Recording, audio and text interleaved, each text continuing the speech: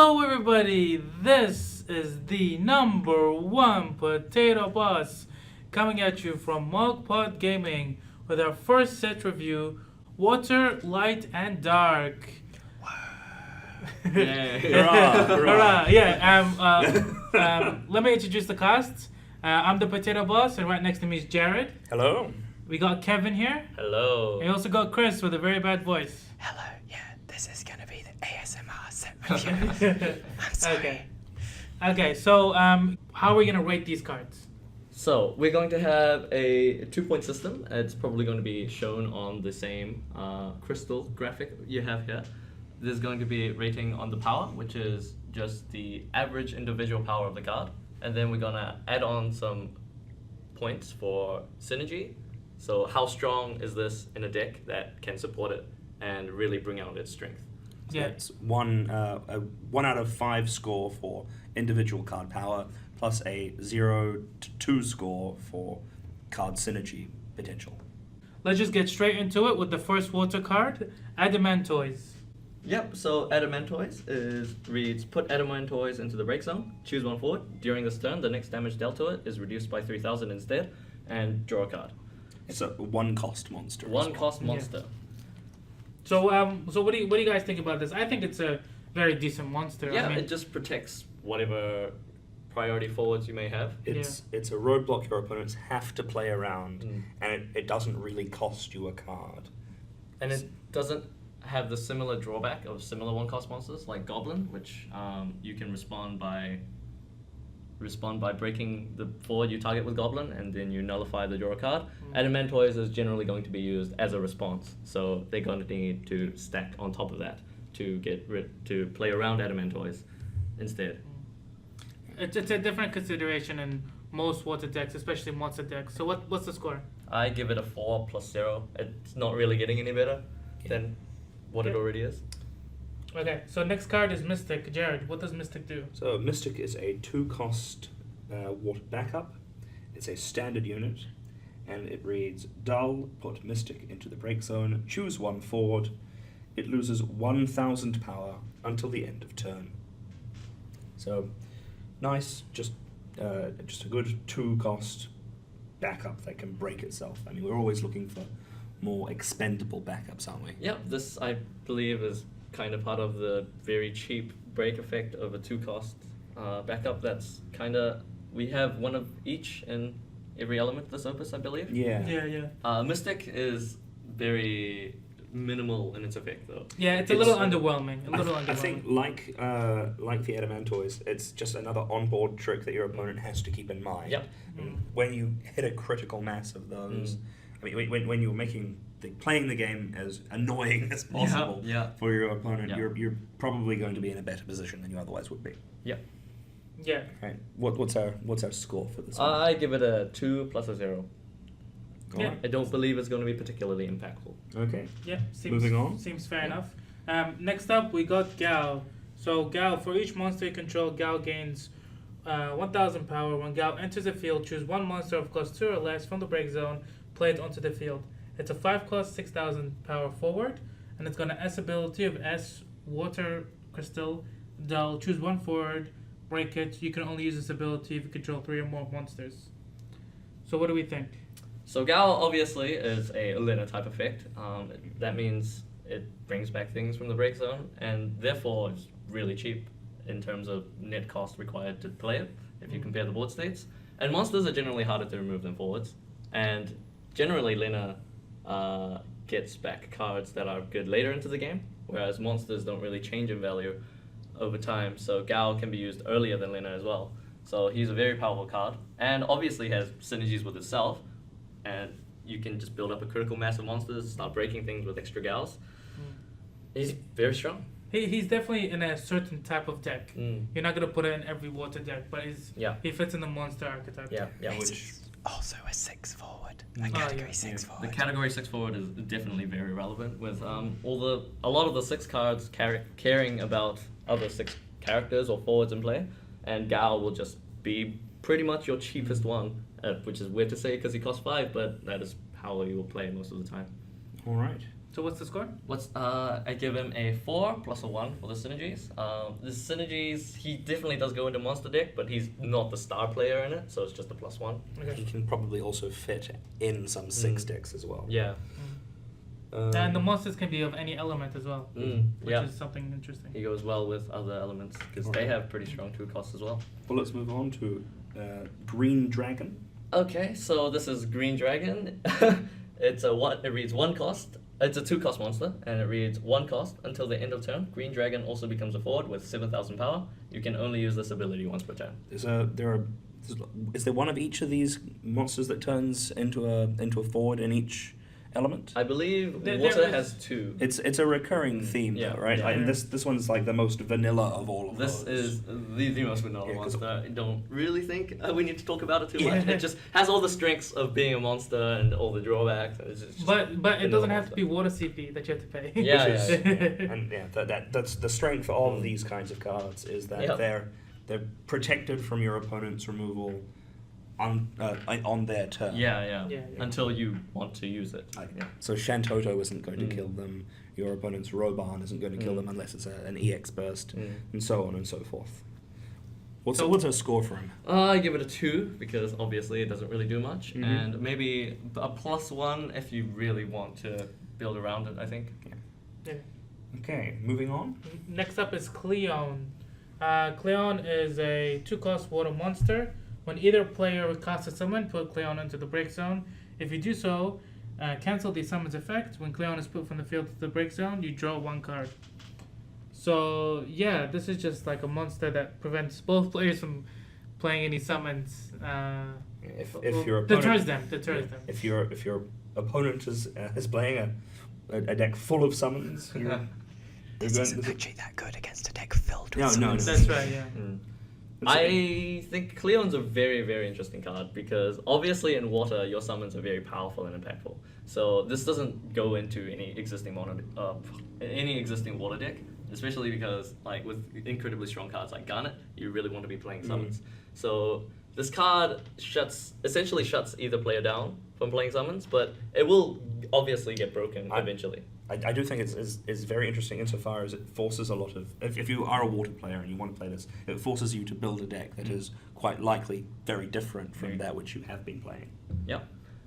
And also, you can't just not have summons in a deck with Cleon, though, because Cleon will break eventually, and then if you don't have summons for the post-Cleon phase, then you will definitely be in a disadvantage. Yeah. So Cleon takes a lot of building around with cards like the 2-cost Hero Echo, maybe, so you can discard your summons early and then get them back later into the game.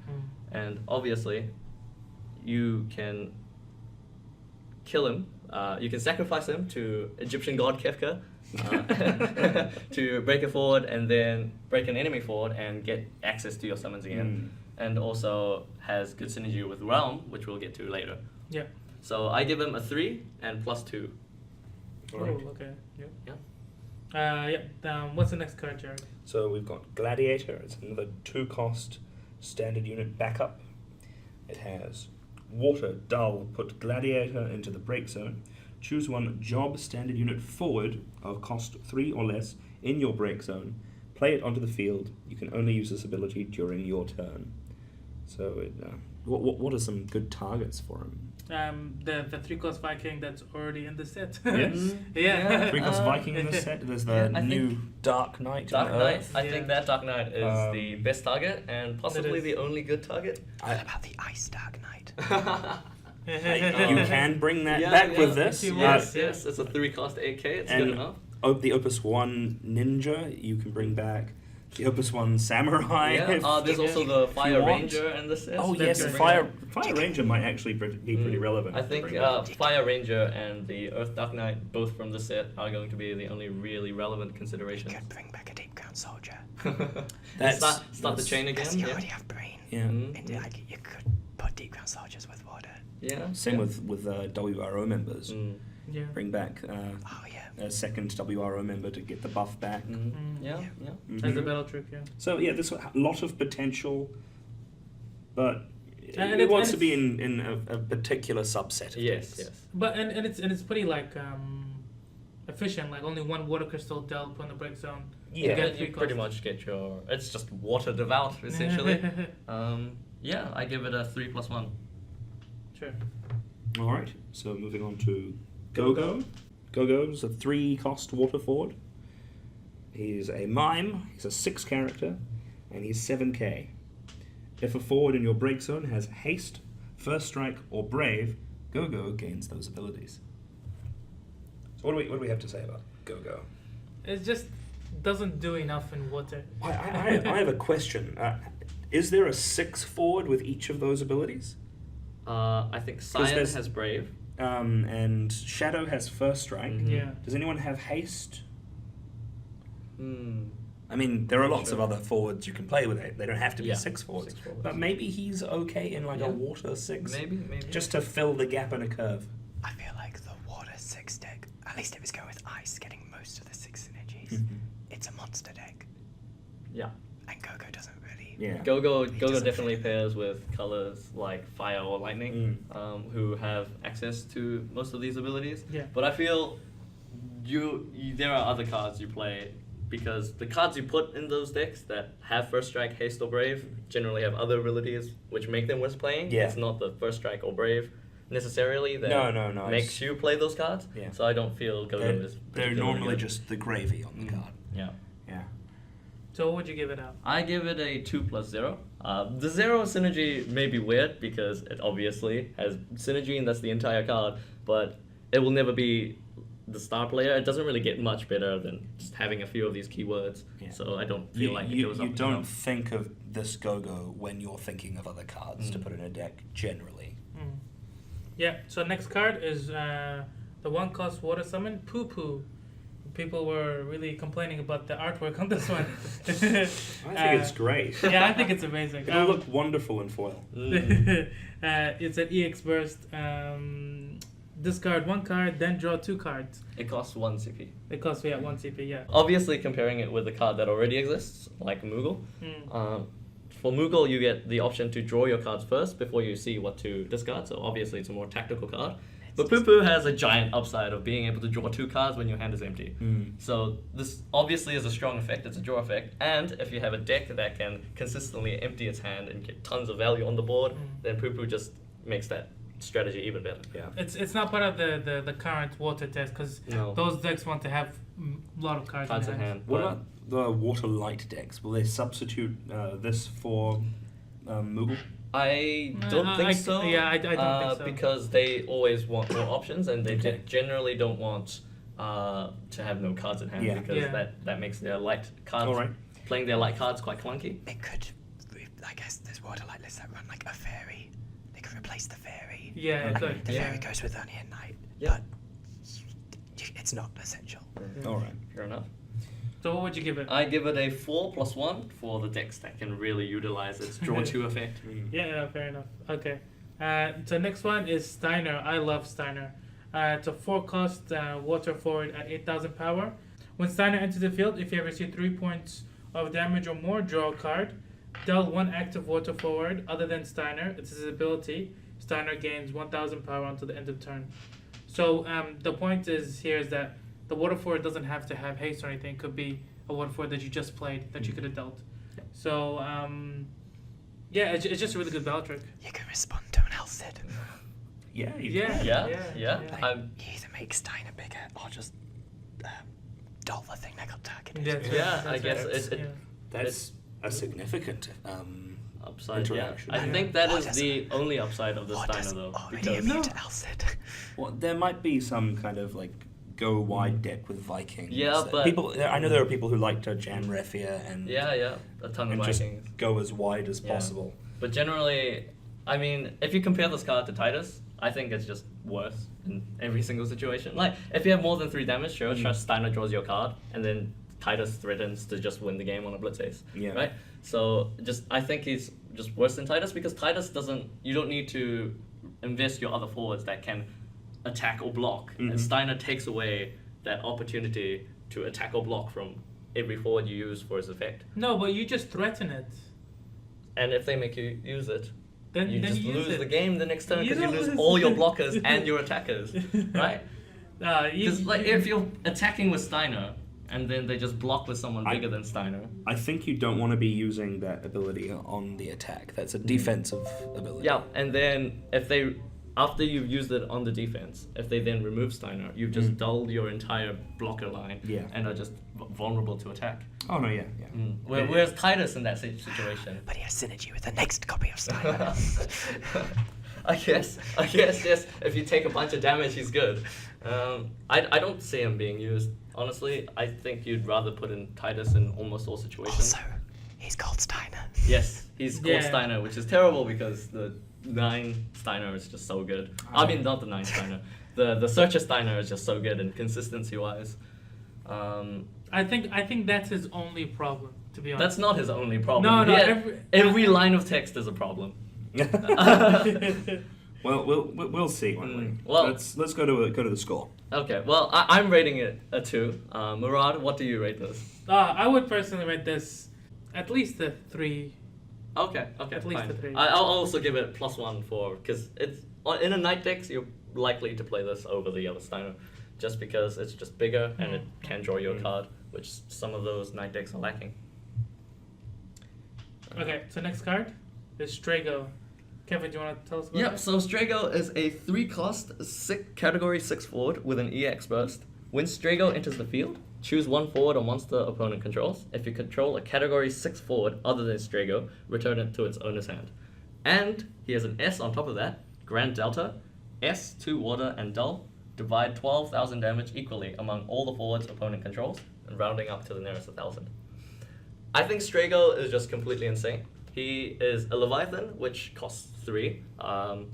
So essentially you're getting a 6-cost forward for free. And if you're using Strago as a tempo tool, then it's a huge benefit that there is a body attached to that Leviathan, because then you get to capitalize on your bounce effect with a forward on board. He's also a category 6 character, which goes well with all the cards that care about category 6 characters. And he himself cares about category 6 characters, so he has quite a lot of synergy effects there. He's situational Leviathan, though. Yes, a situational Leviathan. So you can respond to killing their other 6 characters, Yep. 6 forwards to stop the Leviathan. And that's where I think a lot of his power comes in, from the synergy effects. So we have Gao, which is very cheap, so you're not really sad about losing him. And then Gao can bring back in Cleon, which generally prevents almost anything that can kill Strago, or not Strago, the other 6 forward that you have on your turn, because if you have Cleon in play, then they can only respond with abilities, all of which you can see on board. So you know for sure whether your Strago is safe or not. And so that's why... In that scenario, you can also use Gao to bring back a monster that could deal with a onboard monster that your opponent has. Yeah. So you can take away their chance to use their ability to kill the other 6 character. What about his S ability? How relevant is that? I think his S ability is pretty relevant, especially since you just bounce the forward, then that means they have less forwards, so the S can deal more damage to 1.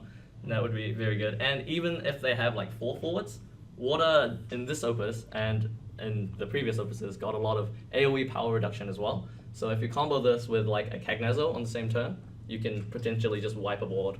Yeah. So what would you give this card? I think this is one of the strongest cards in Water. I give it a 4+2. Giving it a grand total of 6 if you take into account all the synergy effects. And generally he's going to go in a deck with the synergies. Definitely a draw. Yeah. And like Xburst is just insane. Yeah. So our next card is the 3-cost water backup, Tom Betty. It's an Xburst. When Tom Betty enters the field, you may search for 1 card named Mira or a card named Tomberries and add it to your hand. What do we think about this card? So obviously it's quite a generic searcher. Yeah, it's a searcher. It's only as good as Mira or Tomberries are, and we're going to talk about those guys very shortly. Yep. But as a searcher itself, it's above average because it is an Xburst. It has 2 different targets, so to say. So most searchers have more than 2 targets. It reminds me of Lenora from Opus 3, which is like if you're a Palom and Porom deck. The thing with searchers, it doesn't matter how many targets they have. People play Grimace just to find Alcid. that's right, yeah. Right. It just matters how good what it's finding is. So what do we give this card? So Tom Berry is a Tom Betty. I'm sorry, is a 3 +0. I give it a +0 because generally I'm assuming for the average power of this card, you're going to play both Mira and Tom Berries, which have synergies, but that all comes into the power because it doesn't really get much better than what it searches for. You could even feasibly just play Mira or Tom Berries in a deck. I mean, you probably want to play them all, Yeah. but even just one is fine. But just being a searcher makes it really just an average power level of 3. All right. Well, let's talk about the next card. Ton Berries. It's a 2-cost water monster. It reads, when Ton Berries enters the field, choose 1 forward. It loses 2,000 power until the end of the turn. Put Ton Berries into the break zone. Choose 1 forward. It loses 2,000 power until the end of the turn. Or you could pay 1 water and put Ton Berries into the break zone. And choose 1 forward, and it loses 4,000 power until the end of the turn. And this monster is not a multi-card icon, so you can only have 1 Tom Berries in play at once. Right. Yeah. Which adds to the balance of the card. That means it has good synergies with Mira, because that means when you break Tom Berries, you can find another one, which is then reduced in cost because That's right. of Mira's effect. So this package of Tom Betty, Tom Berries, and Mira really goes well together. And as well as this, it obviously gets a lot better with more of these reduced power effects, which World now has a lot of. Cagnezzo, you got Beatrix, you got Malboro, Mystic. now, yes. Starting to build up a critical Yeah, mass. yeah, and you can obviously use Garnet's effect to play Cyclops or something. So you can really capitalize on those AoEs by just targeting forwards that are slightly bigger than the rest and finishing them off with Tom Berries. If water is your support color, then this is definitely a consideration. You don't even need to go that deep. It just being on the field means you like dominate combat. Yeah. Because it's a trick twice for 1 card for incredibly cheap. And 2k is just about like the perfect amount to just win any single combat. It changes damage thresholds. Yeah. And obviously when things go wrong, you can just pay 1 and reduce by 4k instead. Okay, what's our score? Our score is 3 + 1. Okay, next card is a 3-cost Viking. It's a standard unit at 2k power. When Viking enters the field, draws a card. When Viking leaves the field, draw a card. So this doesn't necessarily mean that he has to go to the break zone, which can be pretty good with the Leviathan in this set. It also means he's not weak to the hero unit. That's right. Yep. I like that it's just both previous Vikings stapled together. You got literally everything combined. Cost, power, and effect. But not the art. Aw. Not the art. No, this one's Ignis. Okay, so what do we give it? It's a pretty standard card. Okay, I think it's worse than either of the 2 Vikings, because the 1-cost Viking is super cheap, you just play it, and the 2-cost Viking you can just discard a card for. This one you need usually to either have a lot of backups, which generally you don't always want to be doing in decks that play these cards, or you need to pay 1 and discard a card, which then kind of takes away from the, I guess, tempo, would you call it, of having a forward and drawing a card. But even though it's delayed, it's like it already plays itself. Like as soon as it's on the field, it already paid for itself and then some. Well, not and then some. It just has paid for it just itself. has No, paid because for that's itself. 2 cards. And then No, but it hasn't done it the moment you pay it. Yeah, It has to still leave play. 2,000 power isn't worth much That's CP. right. Yeah. If I can attack with my Palom and kill it, You mean 1-cost fella? Yeah. I think this is going to be more clunky than the other 2 Vikings. I give it a 1, but +1 just in case you do get up to some shenanigans with this Viking. Other cards might make this card worthwhile. Like the Kefka.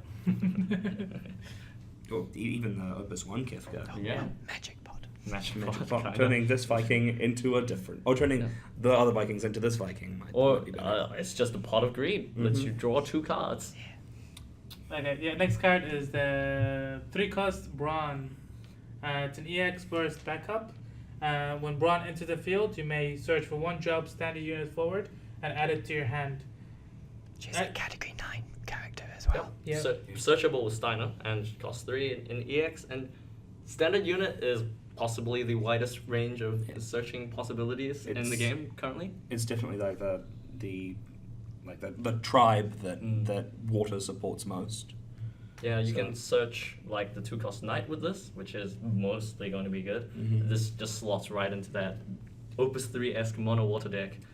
Definitely good for those budget standard unit warrior of light Mm. Opus 1 decks. Yeah. This will just really make your finding that one Smooths- standard unit really Yeah, consistent. smooths out everything. and You then can find a deep ground soldier. Yep. She You can find a deep ground soldier. which you can chain into a chain of deep ground soldiers. If you're an Earth water deck, you can find WRO members as well. Yeah, I mean, she's really relevant. another Jessie for that deck. I give her a 3+1. Cool. So next card, why don't you tell us about it, Kevin? Beatrix. It's a 3-cost category 9 forward with Job Knight. And it reads, if you control card name Steiner, Beatrix gains plus 1,000 power, and Beatrix doesn't receive any damage from opponent's abilities. And she has, when Beatrix attacks, all the forwards opponent controls lose 1,000 power until the end of the turn. I think every time a new Opus has come out, I've built a new Knight deck. So I guess she's going in my next Knight deck. Yes, she's very good, and she makes it so that even if your own forwards are quite small, in combat, on the offense, they generally match up to the opponent's forwards as well. So it lets you leverage your really large numbers of small 7Ks into a very powerful force on the attack, with essentially being able to trade up to 8Ks, and with Water's other AoE lose power effects, she can really just add a little bit of extra to just wipe a board on the Cagnezo turn. I'm just happy that she'll make mono water mirrors short up. Yeah. Make them faster? Yeah, Make them faster. Yeah, faster. that's gonna be nice. She is very good early, and the doesn't receive damage from abilities is quite relevant, especially in this opus, because we just got a bunch of monsters and a bunch of summon hate as well. So a Only lot if of you have Steiner, though. yeah, true. So what do you give this card? I give this card a 4+1. Cool. What's next? So next up we have another 2-cost water backup. It's a standard unit. It's called Summoner.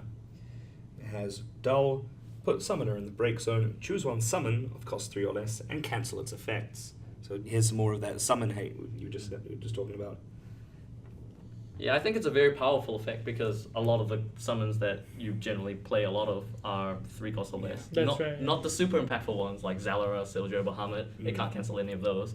But generally, in the early stages, before those finisher summons come in, it kind of just makes you immune to summons as well. It also means you can play your turn knowing specific summons can hit you.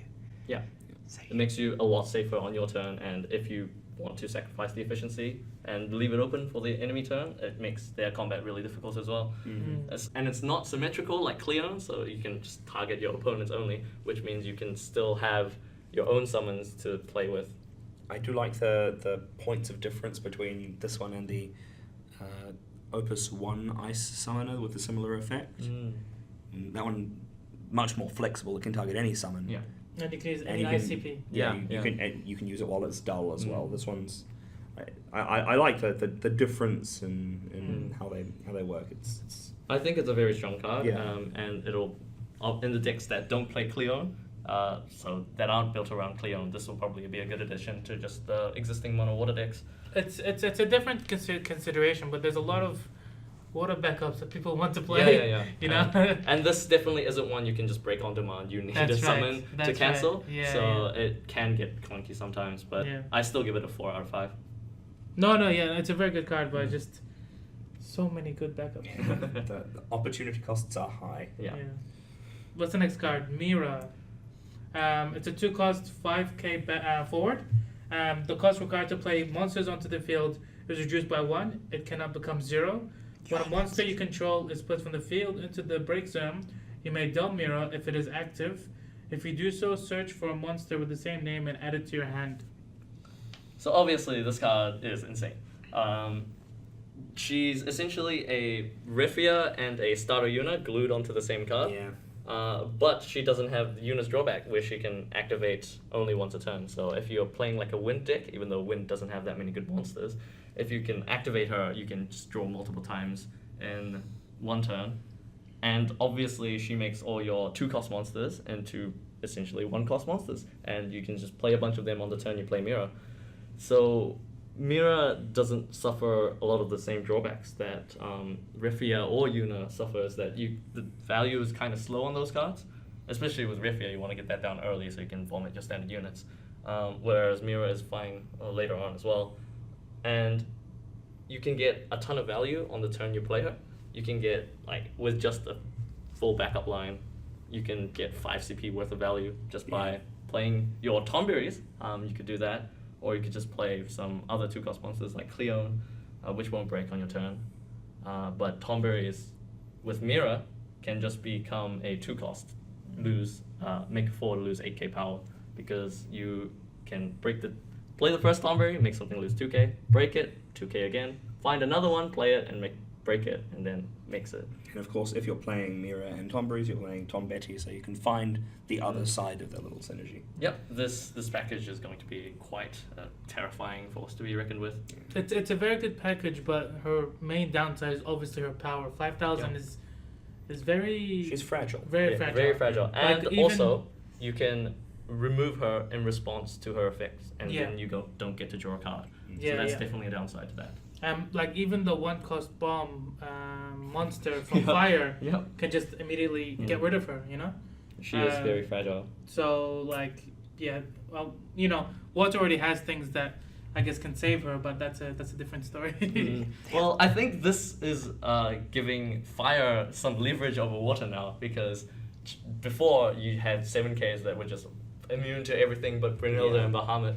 But now you have all these small waterfalls that can just be killed incidentally by like Ifrits and bombs. I think another consideration for Mira is how loaded is your gun, right? Like once you've done her effect, you've got all your Sunberries out your deck. Now what does she do? Like how much deck space have you given to Mira? And how many Miras are you now putting in your deck? Considering you're only probably going to use them like once, maybe twice, if you've got 2 monsters you want to keep cycling through. So I think that's something to consider about me. I still think she's very good, but that's another. She does definitely feel like a legendary, right? Yes, definitely. She's like the commander of all these monsters. Also, like definitely in the running for some of the best art in the set. Yeah. I never once I think I'd wanted to play Crystal Chronicles, but look, these cards, they just look neat. So what do you give it? What do you give the score? I give it a 5 for the power, and strangely a +0 for the synergy. I think her effect doesn't really get much better with monsters. Just adding more monsters doesn't make her too much better. It doesn't take away any of her weaknesses either. So I think she's still very strong. Obviously, she's the only card I give a 5 for the power, but I'm not adding any for synergy. Okay. The next card is the 4-cost backup Merlib. When Merlib enters the field, you may search for 1 water forward and add it to your hand. When I first saw this card, I was like, this is so broken. but then I realized, okay, it's a 4-cost. Okay, it doesn't EX burst. Okay, it's named Merlib. So it has a lot of things, but it can really give you like a toolbox like effect, you know? At this point in the game, it's very powerful, but it's fairly costed and isn't broken. Yeah. It's just hilarious. It's just the text is just so funny to read. It's just search for 1 waterfall, just search your entire deck and have so many options. But I feel like when you're searching for things, generally it's because you want them early, or because they're like really crucial and you want to find it for sure in the late game. Or the answers to something that you see. Yeah, and also either because they don't have searches already. So Merlib, there's a lot of flexibility there. However, like obviously she costs 4, so if the cards you want to play are found by other cards anyway, she's just worse than those cards. So I don't think she's going to be an auto include by any means, but she's definitely going to be a consideration for maybe more combo-based decks. It's definitely an attractive thing to put into a big mono water list. I'm hoping this is the resurgence of the Yuna Len combo. Oh, maybe. Because there's only one way of searching them, and that's in wind. Now there's two being ways. able to Yeah. find them with 2 cards Mm. could make it worthwhile. So what's the score for this one? I give it a 3+1 because Yeah. it's not that strong in a deck that can't utilize its effects. Yeah. Okay. So next card is Jared. Do you want to tell us? So we've got another 2-cost backup. It's called Mughal Theater. Its job is Mughal, and it has Water Dull, put Mughal Theater into the break zone, draw 1 card. So, I mean, we're always looking for backups that we don't mind getting rid of once we've found those 5 backups that we want to have in play, right? Yeah. This one, I mean, if you can't think of anything Yeah. else that you might want to get as a one-off uses, like this fills any gap. Yeah, I think this is like the minimum standard for the backups that Yeah. break themselves. It just literally just is an investment you just get back. Mhm. So in a deck with 5 specific backups you want on board anytime, every time, you can just play this card to fill up the 16, 17 backup slots and be perfectly happy breaking it to play your last backup of that 5 combo. That's right. Yeah. But it's a little underwhelming. For Yeah, my, it's for my definitely taste. it's definitely underwhelming. It's not Yes. really going to do anything. I unless you're going for some weird multiple Mughals deck, you're probably going to look past this in favor of something that you feel more proactively engages your game plan. This is going to be like a standard though. Anything worse than this won't get played, and this is the card you're going to be comparing breakable backups to evaluate them. What do you think versus like Evoker? And a mono water deck, I'd rather go Evoker. Yeah, and mono water, I would definitely go Evoker. But if it's like water wind, I'll go this one. And for decks like my water fire list that we saw in the dual series, that definitely wants all 5/9 backups. So this is definitely a consideration for that deck because it has 5 named backups that it wants every time. Okay, so what's the score? That said, I gave it just a 2+0. Okay. Next card is Kevin. Why don't you tell us? Okay, so this card is a 3-cost 6 forward again. It's a 3-cost 4K called Mog6. And it reads, if you control 2 or more category 6 forwards other than Mog6, Mog6 cannot be chosen by your opponent's summons or abilities. And it has another ability, Dull, draw 1 card. That's it. So obviously this card is, if you don't have the proper 6 support, it's very fragile and will just die if you breathe on it. Yeah.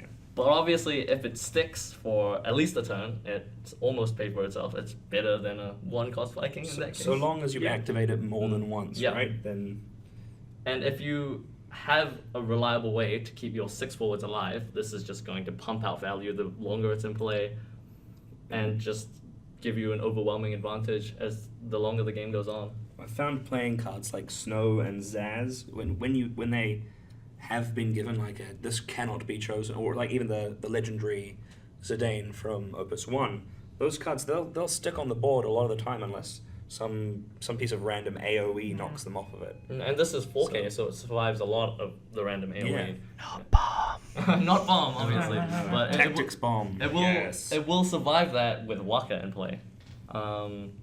So this card is definitely going to go in a very heavy 6 themed deck because you need 2 to make it untargetable.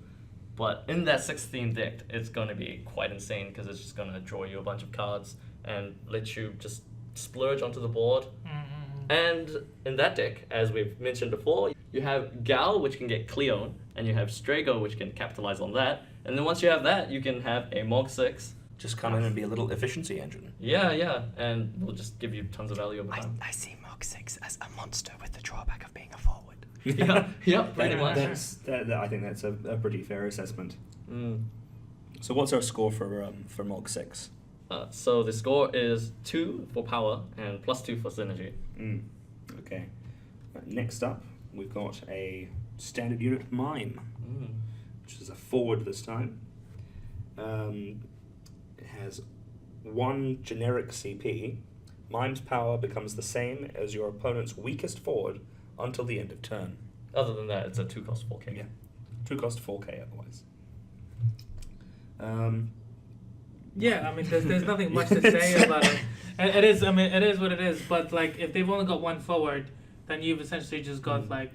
Look, I've got your forward. Exactly. Yeah. And I guess if you use Leviathan on their weaker forwards, which is not what you want to be doing, but if you do that, you can, I guess, trade with their strongest forward. Yeah. It also has synergies with aura effects, so if you copy their weakest forward with Mime, it will then get buffed after that with Waka. So if their weakest forward is like 6k, then you can copy the 6k and then go up to 7k with Waka in play, and then obviously with Arc you go up even more. Yeah. Or So there's with that. the Opus 1 Warrior of Light as well, gives yep. it plus 2k Yeah. and first strike. So there are lots of cards that can interact Yeah. positively with Yeah. this. Yeah. It's So just, if your opponent's weakest forward happens to be like a Viking, Yeah, it won't do anything. Or more likely like a Mach 6. Yeah, something like that. Yeah. Against Earth, their weakest forward will be like a 9k row member or Yeah. something, so Yeah. it might be pretty good against that. matchup dependent, I think, is basically what Yeah. we're coming away with. That said, So I what's the still give score? it a 1+1 for the score. Okay. It's That's not fun. going to be very useful. Okay. The next card is a 3-cost monster, Malboro. You pay 1 water CP. Until the end of the turn, Malboro also becomes a forward with 6,000 power. And when Malboro blocks or is blocked, all the forwards opponent controls lose 2,000 power until the end of the turn. You can only use this ability once per turn. I think it's a pretty strong monster that if you're going to put on a monster deck, its only drawback is that it's 3-cost, not 2-cost. Which I think is part of the balancing. If you could get this back with Gao, it'd be very terrifying. Yeah. Because it's a very fragile thing that you almost always want to have on board. This is a terrifying blocker, so it essentially makes any deck focusing on power unable to attack into your board. Here's the thing though, say you're the person who's played Malboro and you've got it in play, and your opponent can see this Malboro and they attack anyway. Now what do you do? Yeah. That's definitely a downside. It's also very fragile, so they can attack, bait your Malboro, and then burn it, and then now you don't have a blocker, and You spent CP. you spent CP, and you also left that CP open, which means your previous turn wasn't perfectly efficient. Yeah. So there's definitely drawbacks to Malboro, but when it goes off, like when it shuts your opponent down, so like maybe if you have a Cleon in play or something to stop a lot of those instant effects, this is going to just win every combat for you. Unfortunately, on the attack, there's no way to make them block it, so it's generally just going to be No, there is. Oh, there is Sync. You can play Sync. Which could be a deck because you can make them block your Malboro and then capitalize on the 2k AoE to use the rest of your burn to just destroy their board. There's also there are also ways to activate it, so you can you can use it on the attack, and then your opponent block with it. comes in the following turn. You can turn it into a forward and then sylph it, or there's the wind forward that activates or dulls a monster. Yeah, yeah. You So- could do that. There's a lot of ways to. I don't think Malboro is a bad attacker. In fact, I think it's a He's very a great good attacker. Yeah. but, He's essentially I think unblockable. it's probably still a better defender than an attacker. Yeah. He's kind of similar to Renoa in that aspect. Yeah. So what's our What's our the score? I give it a 4+0. Okay. Well, that's next card. Kevin, you want to talk us through it? Okay, so this is the new 3-cost Leviathan, Xburst. Choose 1 forward you control and 1 forward opponent controls. Return them to their owner's hand. This Leviathan is very weird. Some people were talking about using it on cards like Pain or Zidane. Obviously, if you use it on Pain, it nets your card, but on Zidane, it's not that efficient. So that's not where the power of this card lies. It lies in the fact that you can respond to any of your opponent's removal and essentially just get 2 Leviathans for the price of 1, because you'll use the Leviathan to save your own forward, and if they happen to have a good Leviathan target on their side, you can Leviathan it as well. So it's incredibly strong when it's strong, but sometimes it's going to be a downside because you definitely need a forward that you want to return. Feels a little like an upside down Famfrit. Yes, it's this and Famfrit are like two sides of the Yeah. same coin. I think they'll be competing for the same deck slots. Yeah. Because Famfrit can be used when you have no forwards, whereas this you need a board presence. And I think Famfrit is kind of a double-edged sword because it kills both of them, whereas Leviathan saves both of them. So I think Famfrit can be used more offensively, while this is more of a I want to save my guys kind of card. Definitely more reactive. And obviously when it gets value, it's an insane card. So if, for example, if they Odin your forward, and then you Leviathan in response, you can save your forward, which wastes their Odin, and Leviathan their forward, which is like what you would get for 3 CP anyway. So long as you you're get double the value from one So Leviathan. long as you're spending fewer resources than your opponent is spending on trying to remove the thing, you're in a good spot, You right? need them to have a forward. You want to Leviathan, though. Yeah, that is also a downside, but I think it's going to be good. It's going to get to that point in enough situations that it's going to be a good card.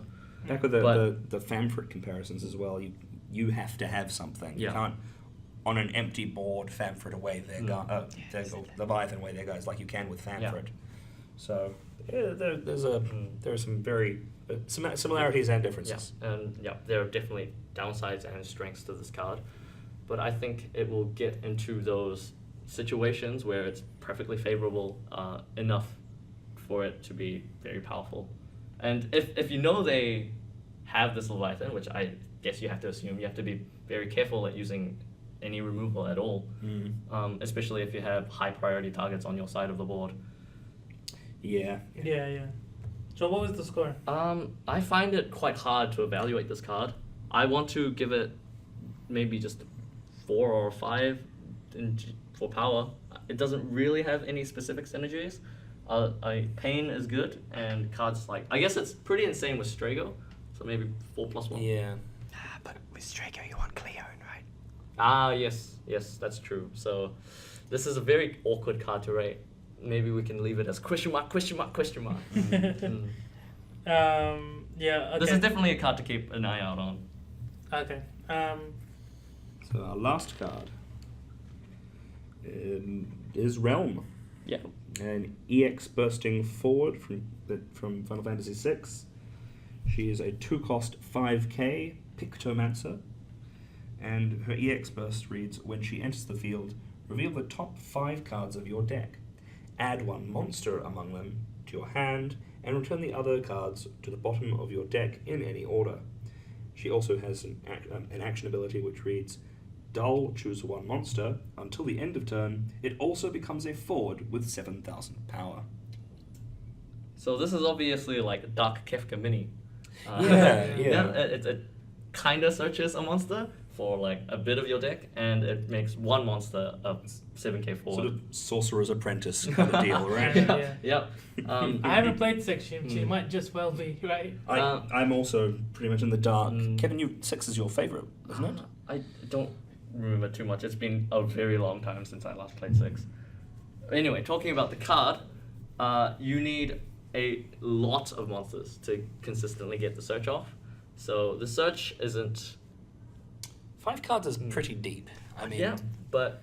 When you say you need as much monsters as you do for Mira, I think you need many more monsters than you need for Mira to play Realm. how many monsters are you playing with Mira, though?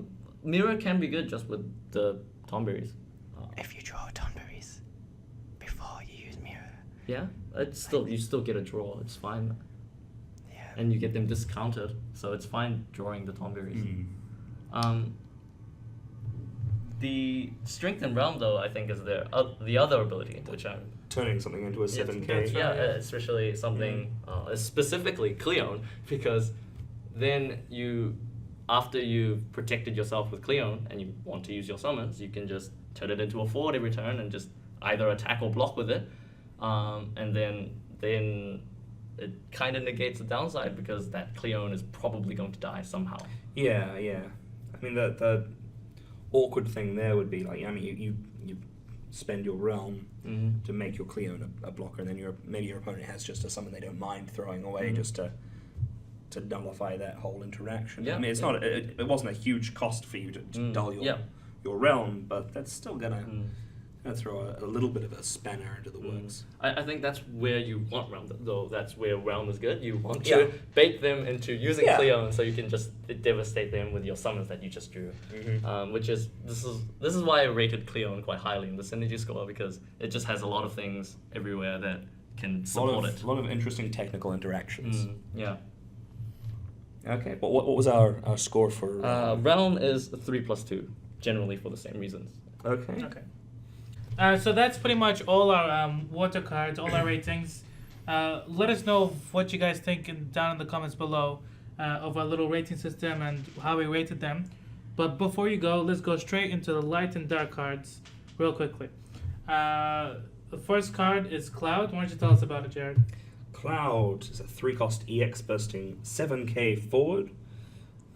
His EX burst reads: when Cloud enters the field, choose one forward an opponent controls. If you control a Category 7 forward other than Cloud, deal it 7k damage. And he also has an S ability, Blade Beam, S, Fire CP, Generic CP, Dull.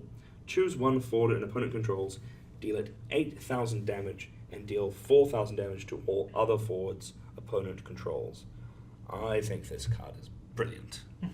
Because he's Brunilda with a body. Yeah, that's right. But all conditional, just like the other cards. Yeah, but I just occurred to me thinking there.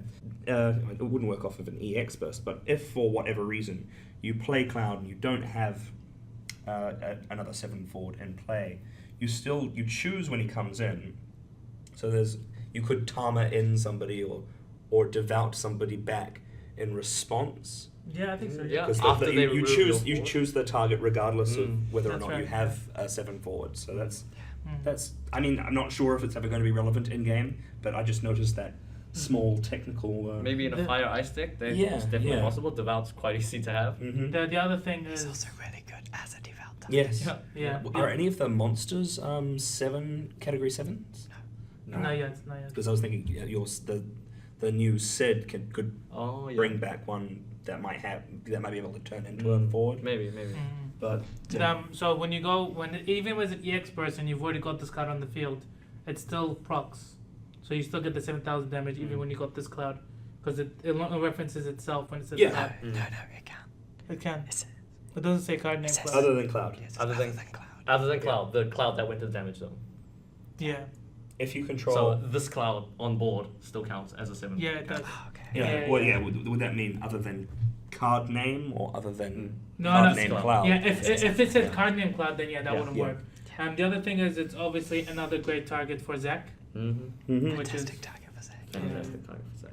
Although this is one of the few light or dark cards that can get stranded in your hand, in the sense that when you have a light or dark card in your hand, you've got the impetus to play it as soon as you can. You can't just play this guy. Yeah, you can just play him onto the board as a 7k, but then you lost all of his value. yeah.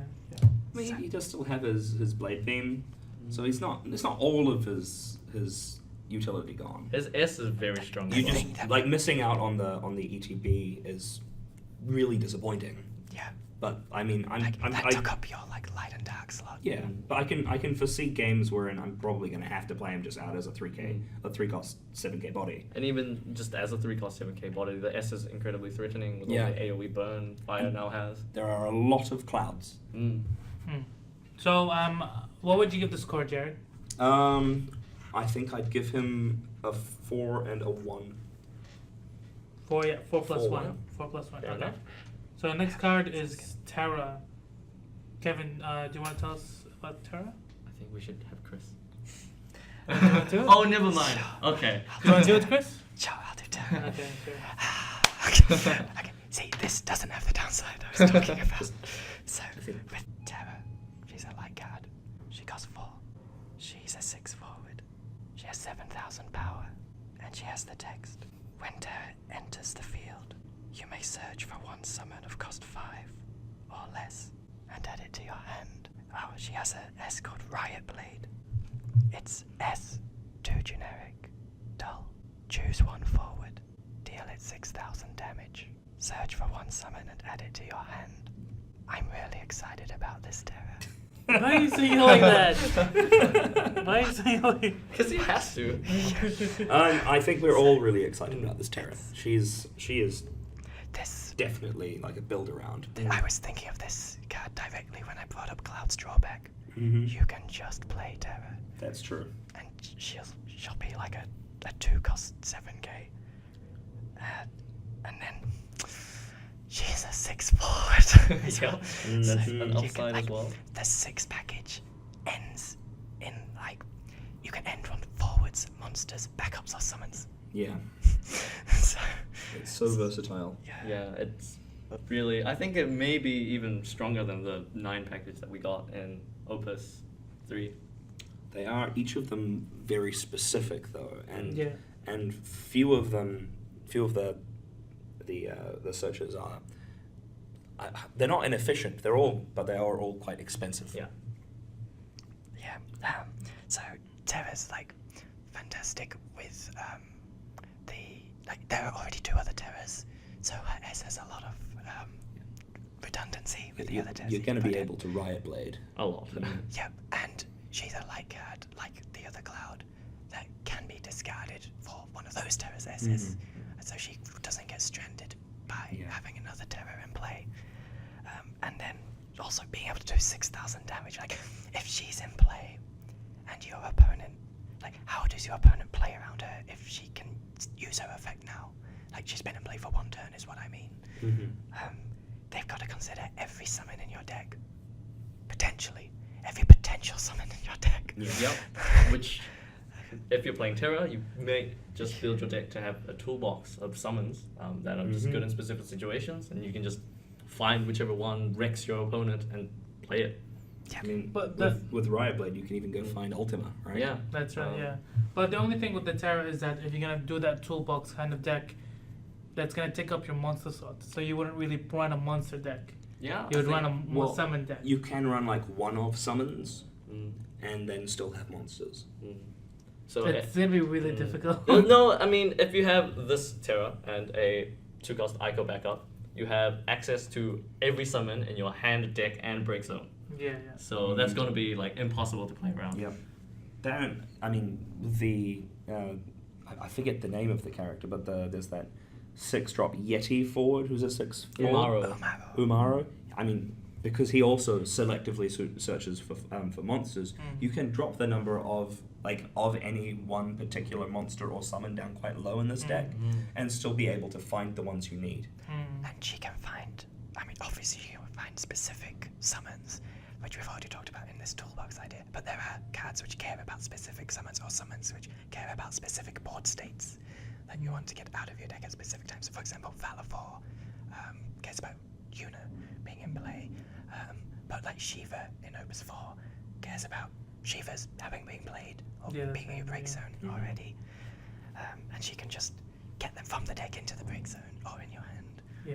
And just imagine every situation in any game where you were just waiting to draw that one summon before you win the game and it never came. Imagine if you had just had a Terra, you just play it, draw that summon, win the game. There's enough Terras for you to S it very consistently. There's a deck I'm wanting to make that runs this Terra, Caius, can find Bahamut specifically, and then Fang. I can always make sure I can do either Caius's thing or have cheap Bahamuts. And as everybody knows, I love ice. And she's devoutable. She is You devoutable. can just devout back a Zeller into your hand from your That's- deck. oh my You gosh. you have the ETB as a stackable thing that you can respond with. Yeah. So, Yeah, it's an amazing card. So what's the score you give her, Chris? okay, the fact she is light does come with an opportunity cost. Yeah. Oh god. I'm torn between 4 or 5. And then whether to count the +1 for the synergy as well. I think Clouch is like a 4 and a 1. That's what I'd give her. I would be happy to call her a 5+1 though. Yeah. Yeah, she's definitely High 4. Yeah. Yeah. Let's take out the +1 part, right? Because you could equalize wanting to play Cloud instead if you've got 7 forwards, right? Okay. So then I'd say they're about the same consideration at that point. Yeah. Okay, so just 5 + 0? That's what I'd give it. Yeah. Okay. Okay. Yeah, no worries. Okay. The next card is Kefka. It's a 5-cost EX burst forward and 8,000 power. EX burst reads when Kefka enters the field, search for one monster and add it to your hand. As an ability, dull until the end of the turn. Turn all monsters you control into fours that have 7,000 power.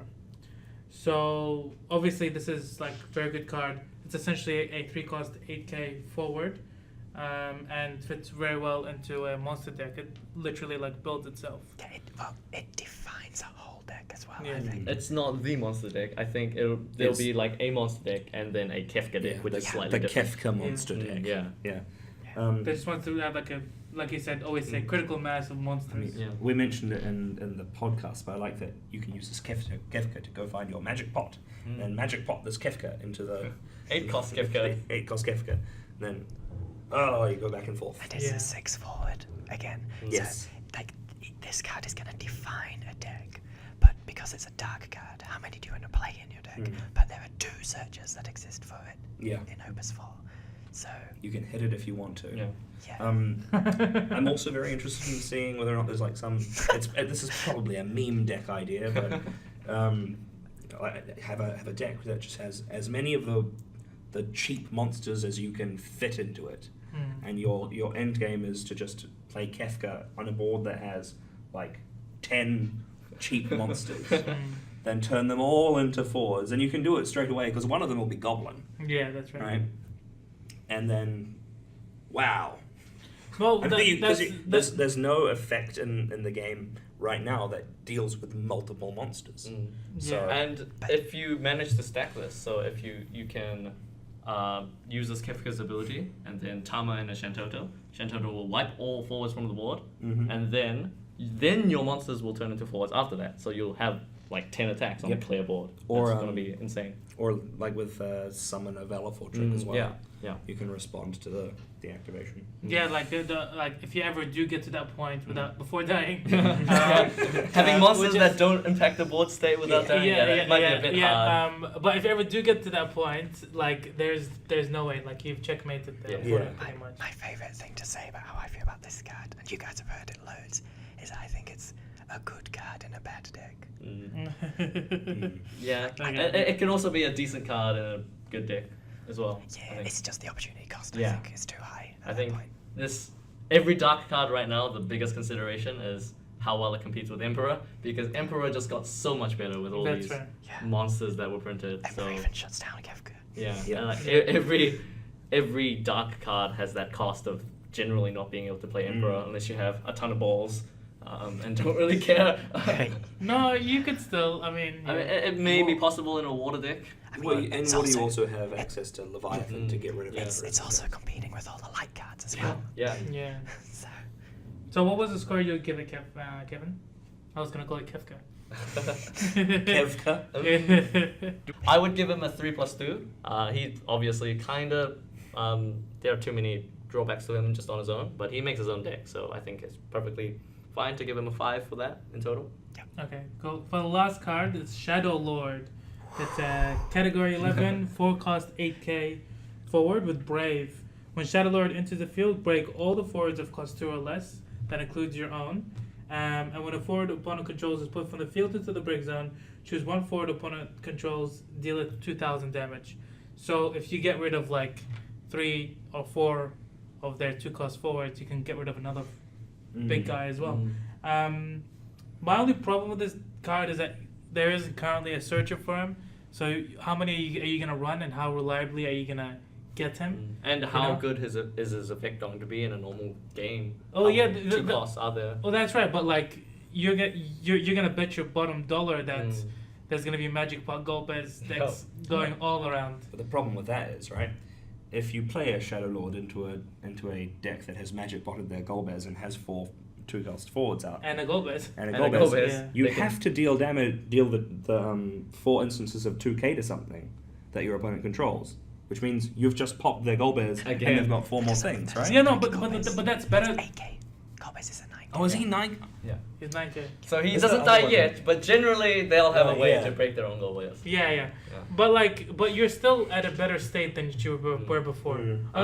Most occasions. I think it's still. I mean, we need to see how the meta develops to see whether or not Shadow Lord will be playable. Well, if he gets, like, forgetting the fact he's a light or dark for now, if he gets 1/2 drop, he's done good. Yeah. Yep. It's like That's good right. At count. that point, Yeah, he's yeah. just a bigger. What's the knight's name? The Opus one. Zalbag. He's a bigger Zalbag with brave. But that brave point. and 8K. And Yeah. or less. Yeah. He can also kill Gogo. Yeah. And Indeed. Snow. Yeah. And Snow and Snow. Saz. Yeah, those are very Yeah. relevant because those Why? are. He can't kill Zaz. No, because it doesn't No, target. it You doesn't can. target. You can. Oh, it doesn't target. It Oh, he does can not kill target, Zaz. yes. No. Yes, Yeah. if they have a board with Snow Sarah, Saz Dash, Zidane, you can kill all of it. All of a sudden, Shadow Lord got a whole lot better. As I preface this, I said, ignoring the fact it's a light or dark. Exactly Yeah, right. yeah. Yeah, that's the biggest thing as well. Like it's a lighter dark card, which That opportunity cost is kind of what breaks him at the moment. There's, Like, I I mean, wish, there's like- synergy with Machina or something. You can Well- do 6k everything something what dies. if like imagine a world this was the Earth Legendary and the other Kefka was this Dark Legendary. Like, would you play him now? Like, I would. That's But it'll be funny. too strong, There's, eh? there's a lot of good 2 drops. Yeah. Well, that's You'll be like wiping your own roam. Yeah, but it's a little Maybe. give and take I kind of don't thing. know. Yeah, I think the Earth Legendary Kefka Alright. just feels like a dark card. So to me. It does. in that instance, right? Say you've got like 3 row members out, and you play this. You've paid the alternate cost for your Kefka as well as 4 seconds. I don't think that I want this as a. It's it's in a different type of. No, Earth I deck. think. Yeah. I mean, But it's you probably don't play too many 2 costs if you're playing Shadow Lord. That's right. Yeah. So We just have to wait for the meta. yeah, That's right. Yeah. He's- It's entirely meta dependent, but he's too enigmatic. I think. Yeah. Yeah, I think we probably should not rate this card Also, yet. what the I hell is would- he? I think he might be a consideration. Now, Ice has a ton of considerations for which, Yeah. one of light or dark card they want to be devoutable. yeah, it's a, And yeah, this it's is not a definite devoutable. consideration because that kind of takes away the timing drawback because you can just devout it if it's applicable. Yeah. But Terra, man. Yeah, but Terra. You could have them both in your deck. They can both be in the break zone at the same time. Yeah. You just can't have them both in play. That's fair enough. How about you getting the perfect Yeah, that is true. You're playing ice water. You get that. You get that.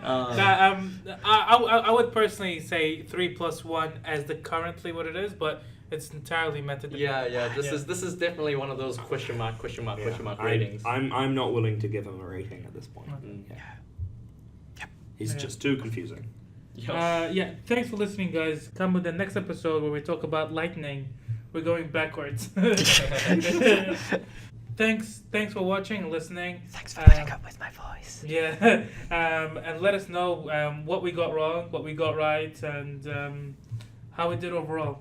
Yeah, everyone want to say bye? Number 1 ASMR podcast. uh, Farewell, Yeah. everyone. Number 1 Potato Boss out.